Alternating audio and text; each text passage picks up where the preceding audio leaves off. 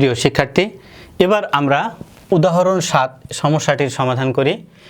দেখতে পাচ্ছি একটি সংখ্যা দেওয়া আছে যাকে সাধারণ ভগ্নাংশে প্রকাশ করতে হবে। নিয়ম অনুযায়ী প্রথমেই সংখ্যাটি লিখে নিলাম 32.567, 5 থেকে 7 পর্যন্ত পৌনঃপুনিক।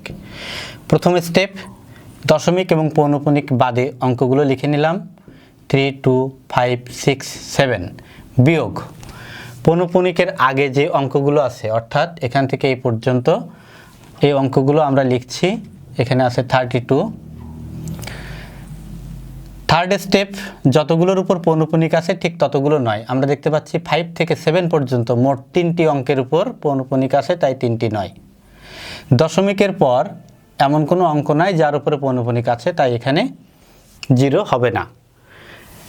এখন আমরা যদি বিয়োগ করি, 7 থেকে 2 বিয়োগ করলে পাচ্ছি 5, 6 থেকে 3 বিয়োগ করলে পাচ্ছি 3, পাচ্ছি 5, 2, 3 ডিভাইডেড বাই 999। এখন তোমরা চাইলে এটাকে লঘিষ্ঠ আকারে প্রকাশ করতে পারো।